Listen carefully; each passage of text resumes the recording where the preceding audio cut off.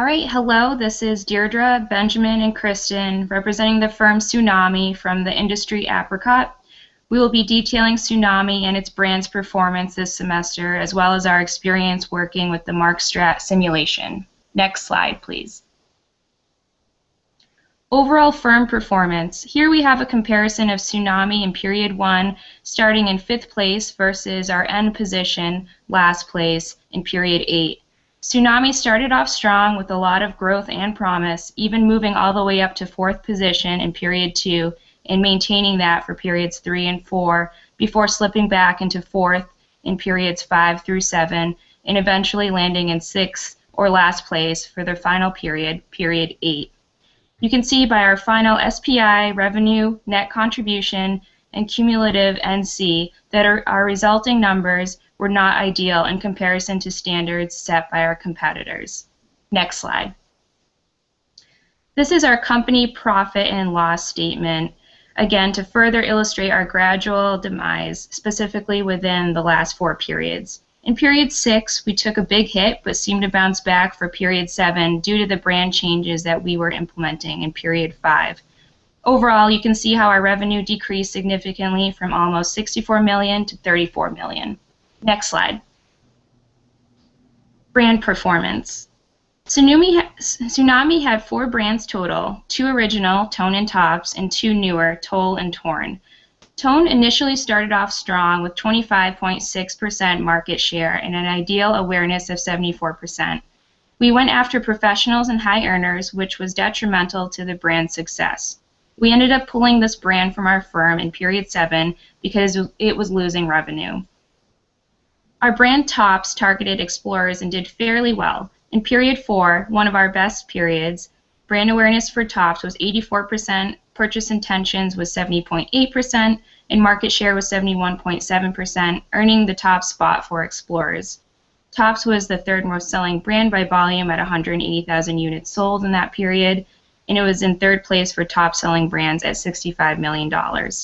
By period 8, Tops was in 9th place, making the top 10 brands, which is admirable. Of our 3 brands, Tops performed the best, bringing in $12 million in revenue. Next slide. Toll and Torn are 2 new Tsunami brands introduced in period 5. These brands fared okay, but not as great as we anticipated. Toll and Torn ranked in 11th and 12th place in period 8, just short of the top 10 margin. We decided to focus on one consumer segment for each of these brands. Toll targeted shoppers and Torn targeted savers. By period 8, both brands generated $11 million in revenue each. Next slide. Performance in each segment. Here is a breakdown of our brand's performances in each consumer segment based on data from period 7. First, we have brand awareness by consumer segment. It is interesting to note here that of our brands, Tops was on target with 76% for explorers as a targeted segment. Tone 2, though performed poorly, had close to ideal numbers with 76% for professionals and 66% for high earners.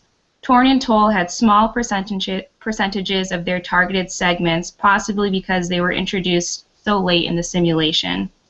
Second, we have purchase intentions by consumer segment here. Note that Tops has the highest purchase intentions of all of the Tsunami brands, with 43% rate for explorers. Next slide. There were several lessons that we learned based on our marketing decisions. The first is that marketing one product to multiple segments does not work. This can be illustrated by our 2 original brands, Tone and Tops. For Tone, we decided to pursue both high earners and professionals because they had purchase intentions of 39% and 17% respectively in period 0. However, by period 7, the high earner segment was led exclusively by the brand Nova, which had a market share of 67.7%. The average market share of all other 4 segments for Nova was only 0.45%. It is clear that Nova was developed and marketed specifically to high earners and no other segment. The same can be said for the professionals. By period 7, the market share of professionals was led by Rock, Soul, and More. Each of these brands captured roughly 25% of the market. The average market share of all other segments was only 1.1%. In period 7, Tone had a market share of 1.0% for professionals and 1.9% for high earners. If we had originally targeted just one segment for tone, we could have competed with the other brands that ultimately pushed tone out of the market. The opposite can be said of tops. We originally decided to target only Explorers for this brand, and it ended up being our most successful product. We established market share in the Explorer segment early and surged to an 80.7% market share in period 6. The average market share we enjoyed from period 0 through period 7 was 49.7%, just under half the segment. This was possible because we tailored this product to appeal exclusively to Explorers. We also learned that it is very risky to take out a loan. In period 3, it was decided that the company should take out a loan to fund new R&D projects. These projects aim to alter tone and tops to better fit the wants of their targeted segments. While the Explorers like the changes to the tops brand and market share surged, the opposite occurred for tone. The mixed characteristics meant to appeal to both high earners and professionals appealed to neither. Market share plummeted for tone, as did our earnings before taxes.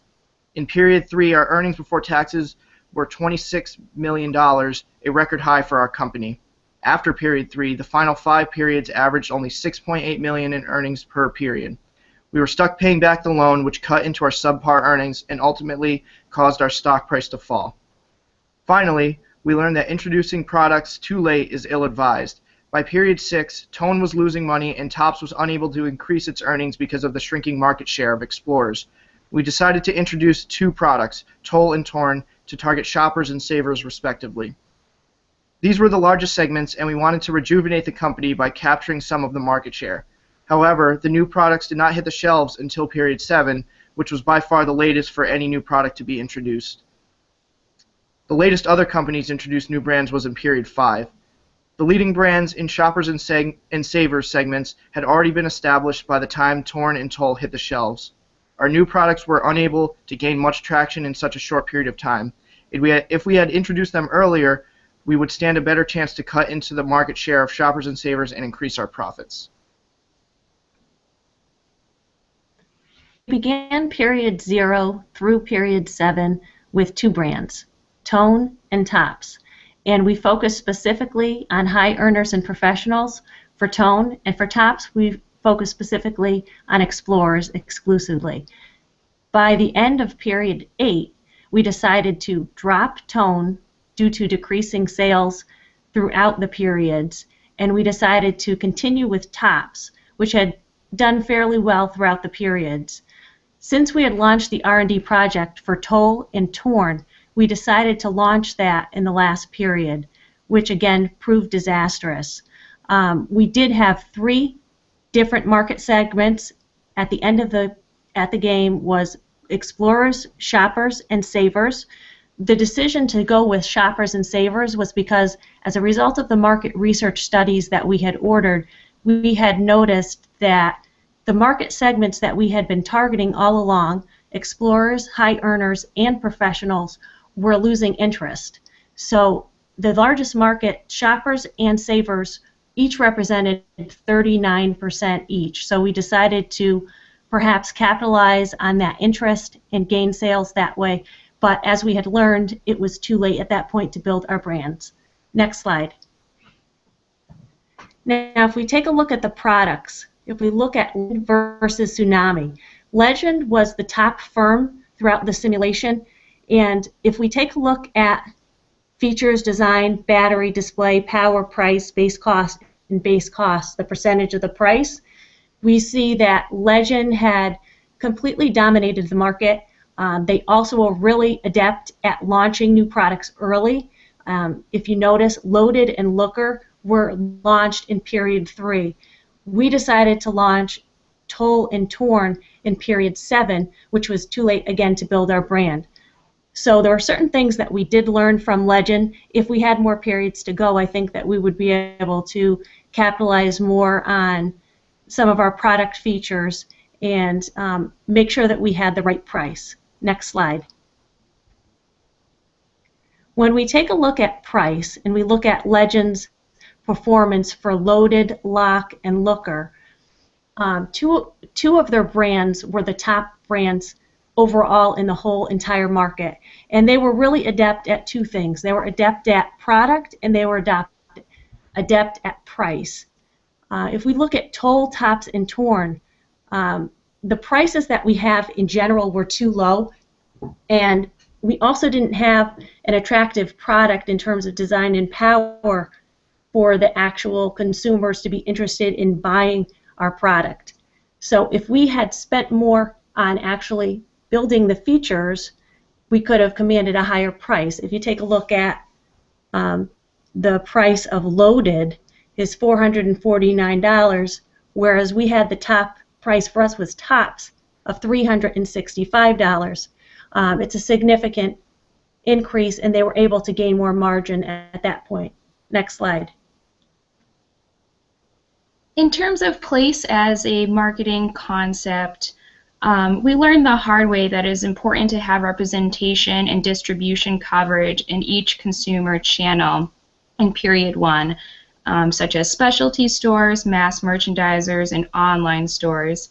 You can see from this table that we were the only firm basically to allocate our commercial sales team to just specialty stores. So we missed out on potential sales from mass merchandisers and online stores.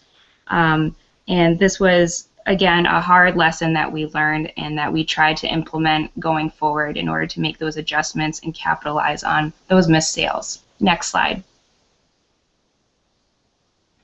For promotion, one big lesson learned was that higher advertising and brand awareness does not always equate to better performance. Take these two charts as an example. Here we have listed the top 4 brands by brand awareness for professionals in period 6. Our brand, Tone, had the second highest brand awareness of any product. You will see that even though our advertising efforts to increase brand awareness worked, our performance was dismal. The other 3 products with high brand awareness held extremely high purchase intentions as well as market share. Tone, however, could not duplicate their success. In period 6, Tone held only 1.7% of market share for professionals, despite being so well known. The poor performance of Tone seems to be caused by the perception of our product by the professionals. In the second chart, you will see the ideal specs for professionals in period 6, based on the multidimensional scaling report we ordered. Also listed is the perception of each dimension by the professionals. The most glaring difference of all brands comes from the convenience factor of Tone. The professionals had a choice of several products, and they were able to choose those that fit their exact needs. Since Tone only met roughly 2 out of their 3 wants, they were able to turn to other products easily. While we tried to advertise and change the perception of Tone to better fit the ideal dimensions for professionals, we were unable to do so because the reality of our product was so well known.